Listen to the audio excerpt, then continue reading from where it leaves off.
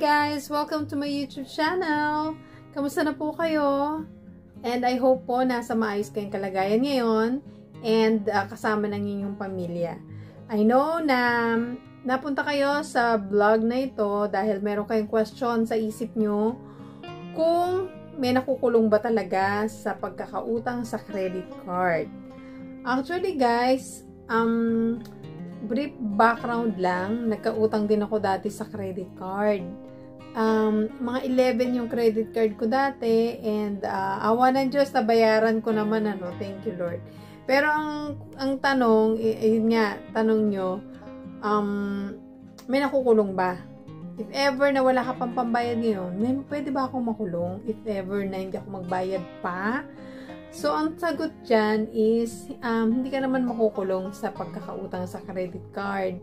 Alam mo, hindi ka naman kasi kriminal. Ang pagkakautang sa credit card ay, kumbaga binigyan ka lang ng bangko ng privilege na gamitin nga yung card na yon para, kaya credit ibig sabihin nangungutang ka.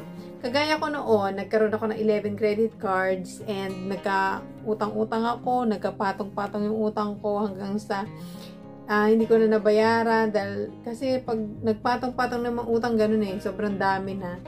So, ang hirap guys. So, kung gusto niyo panoorin yung vlog ko na yon, you can watch this dito rin sa video na to and or bigyan ko kayo ng link sa baba para makita nyo or mapanood. Magkaroon kayo ng idea, paano nyo mababayaran din yung mga utang nyo.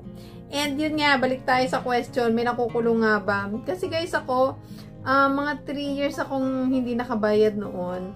And hindi naman ako nakulong. Ibig sabihin, guys, hindi naman kasi criminal case yung pagkakautang sa credit card. Civil case siya. Civil case, hindi naman ako kukulong. Pero, ang ko lang is, huwag kayong masyadong kampante na porque hindi na kukulong, hindi na kayo magbabayad, babaliwalain nyo na yung utang nyo.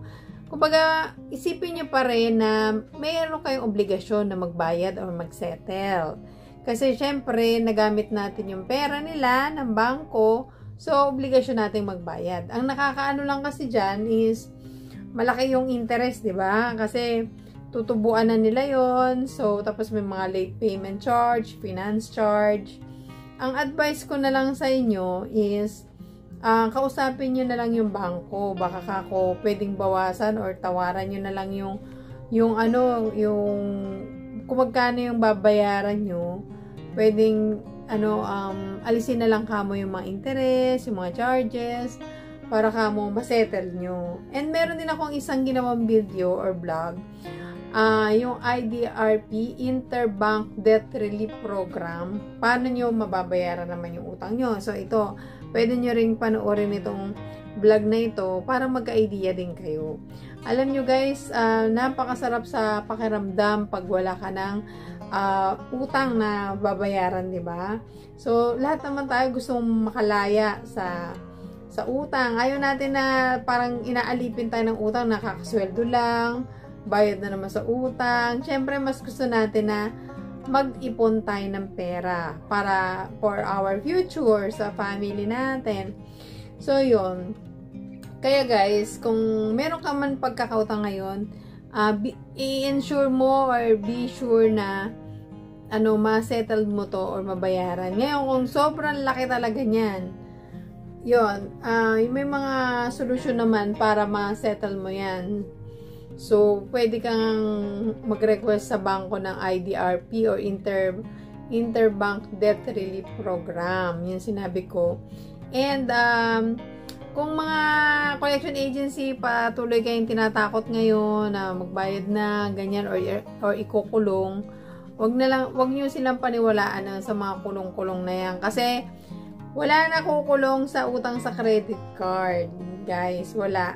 Kasi, hindi mo naman siya, kumbaga, wala ka naman talaga intensyon na hindi sila bayaran. Nagkataon lang na nagipit ka ngayon.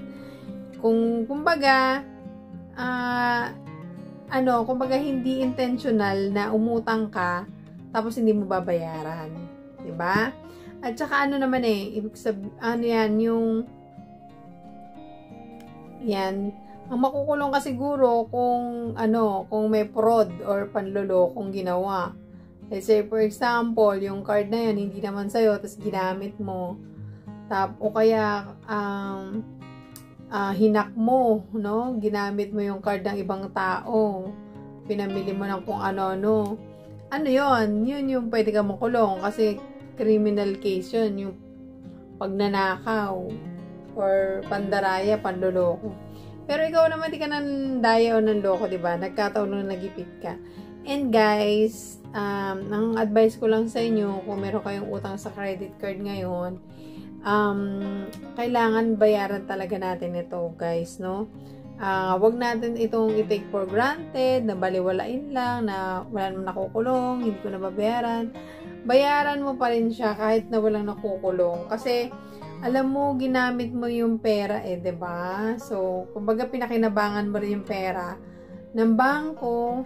Ang ano lang nito is makipag-negotiate ka. Paano mo mababayaran? Kumbaga hingi ka rin sa kanila ng tulong or advice kung ano ba yung pwede nilang ma-help din sa'yo bilang customer nila dati na nag-default, na nagka-problema.